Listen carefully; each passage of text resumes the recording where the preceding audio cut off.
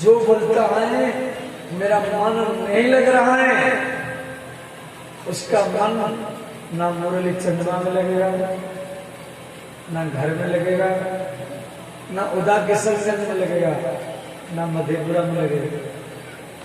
उसको दिल्ली में बैठा दो, बड़े बड़े बिल्डिंग, लंबे लंबे चौड़े चौड़े घर, रास्ता है, तो भी दिल्ली में मन नहीं लगेगा। दिल्ली की बात छोड़ो, अमेरिका में छोड़ दो तो भी मन नहीं लगेगा।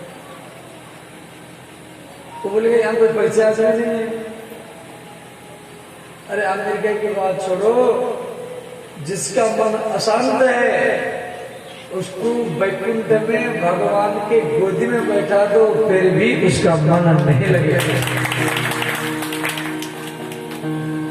भागवत धर्म कहती है अशांत कुतः सुख। जिसका मन अशांत है उसको सुख कैसे मिलेगा?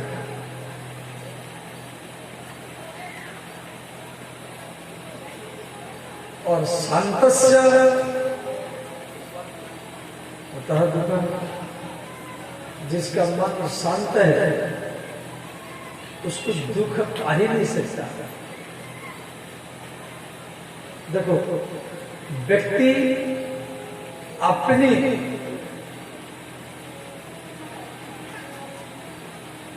कर्म से ही दुखी है।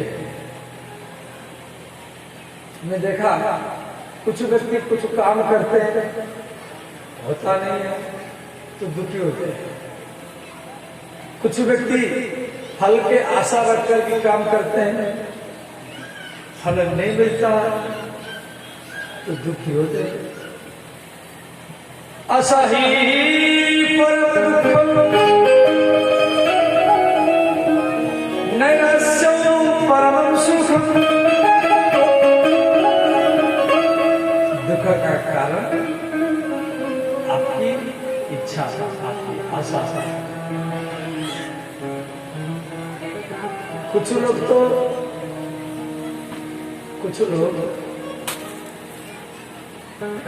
अपना दुख में, कुछ लोग अपना दुख में इतना दुखी नहीं है जितना पड़ोसी के सुख में दुखी है।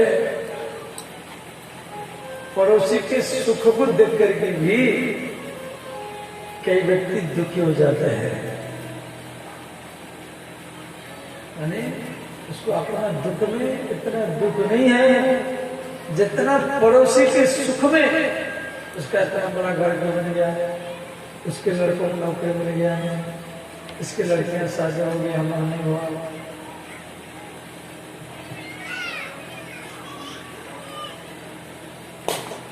बहुत बड़े बड़े व्यक्ति, बड़े बड़े बिल्डिंग मेरे पास आते हैं, वो हमको बार बार बोलते हैं कि बाबा आप उसको, उसके लड़कियों की नौकरी हो गया, उसके लड़कियों की शादी हो गया और हमारी लड़कियों का शादी हो नहीं पा रहा, लड़का का नौकरी नहीं हो रहा।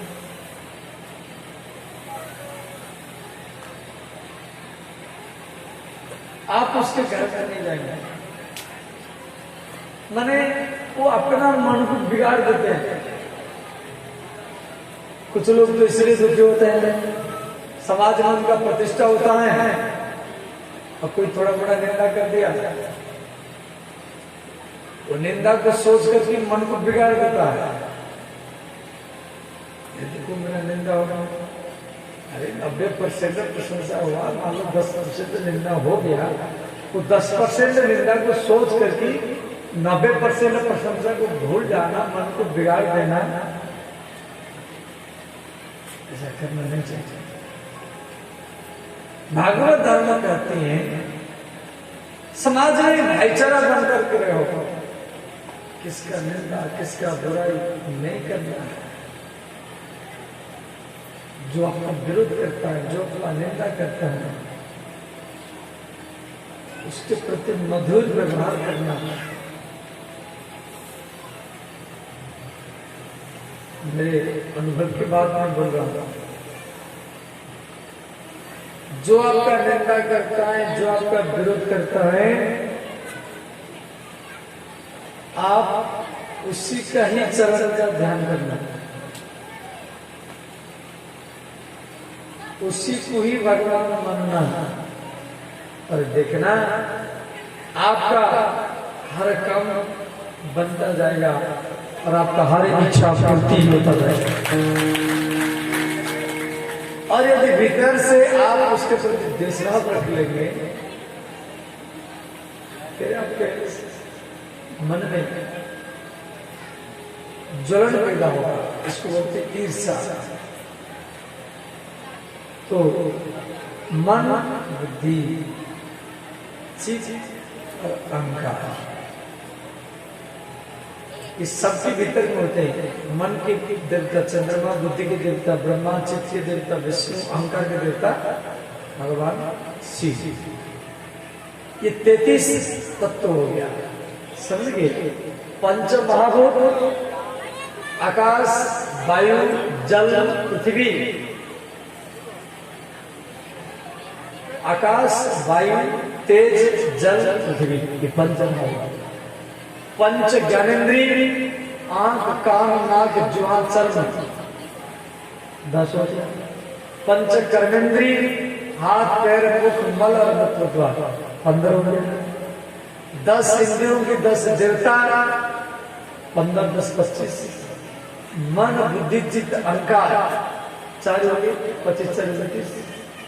और ये 4 अंत करने के 4 देवता, मन के देवता चंद्रमा, बुद्धि के देवता ब्रह्मा, चित्त के देवता विष्णु, अहंकार के देवता शिव। तो 29 से 33। तो 33 तत्व में ये शरीर बना हुआ है। इसको बोलते सांख्य योग। भगवान कपिल इस प्रकार सुना करके समुद्र किनारे पहुंचे। समुद्र ने एक स्थान दिया, उस स्थान का नाम पड़ा गंगा सागर। बोले श्री गंगा सागर धाम की जय, श्री कपिल भगवान की जय। धन्यवाद। आप कल सुन रहे थे कर्दम ऋषि, उनकी पत्नी देवहूति।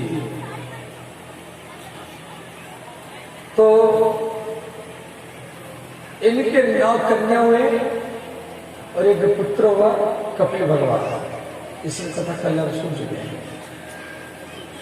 तो 9 कन्याओं का विवाह 9 ऋषियों के साथ हुआ था। इनकी बड़ी कन्या कला, कपिल भगवान के 9 बहन है।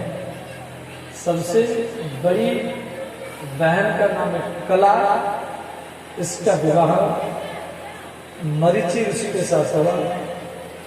मरीचि के पुत्र हुए कश्यप। कश्यप से कश्यप गोत्र बना। कश्यप के पुत्र हुए देवता और राक्षस। दूसरी नंबर कन्या है अनुसुईया। इसका विवाह अत्रि मुनि के साथ हुआ। इससे अत्रि गोत्र बना। इससे 3 पुत्र हुए, दुर्वासा, दत्तात्रेय और चंद्रमा। चंद्रमा आकाश में चले गए। दुर्वासा का नाम का ग्रंथ है, तो शिव जी का अवतार। और दत्तात्रेय भगवान विष्णु के अवतार। तीसरी कन्या का नाम है श्रद्धा। श्रद्धा का विवाह ब्रह्मा के पुत्र अंगिरा ऋषि के साथ हुआ। इनके पुत्र हुए गुरु बृहस्पति। ये देवताओं के गुरु कहलाया। और इनके नाम पर एक बार बना गुरुवार बृहस्पतिवार। चतुर्थ कन्या हवीर भू का विवाह श्री पुलस्त मुनि के साथ हुआ। पुलस्त मुनि के 3 पुत्र हुए। पुलस्त मुनि के 2 पुत्र हुए, अगस्त मुनि और विसर्वा। विसर्वा के 3 पुत्र हुए, रावण, कुंभकर्ण और विभीषण। ये पुलस्त गोत्र के हैं। आप सबका गोत्र होगा, सबका तो गोत्र है ना। कि गोत्र परंपरा कैसे आया, इसको भागवत में है।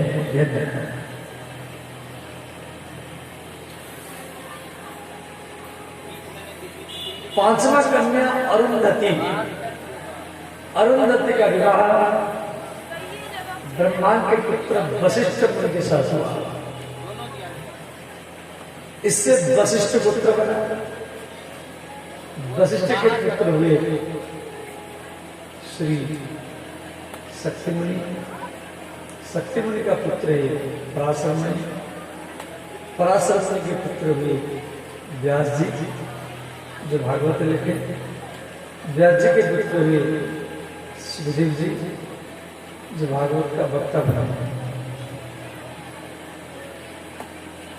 छठवां कन्या ख्याति। ख्याति का विवाह श्री ब्रह्मा के पुत्र भृगु जी के साथ हुआ था। इससे भार्गव पुत्र बना। इनके पुत्र हुए शुक्राचार्य, जो राक्षसों के गुरु कहलाए। और इनके नाम पर एक बार बना शुक्रवार।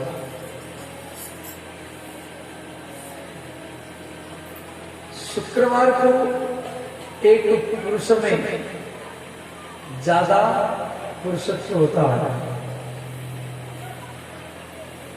शुक्रवार और बुधवार, ये 2 दिन पुरुष के अंदर में ज्यादा पुरुषत्व होता है।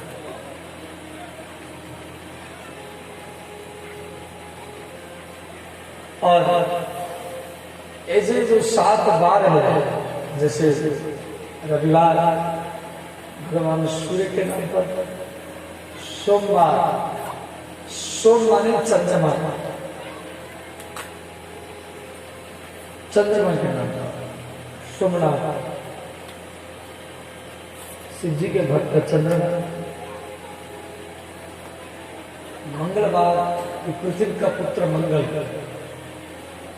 बुधवार चंद्रमा का पुत्र बुध है। गुरुवार गुरु बृहस्पति के नाम पर। शुक्रवार शुक्राचार्य के नाम पर। शनिवार इस सूर्य के पुत्र शनि के नाम पर। तो इस प्रकार ये गोत्र परंपरा सनातन धर्म में चला। तो विवाह में गोत्र देखा जाता है।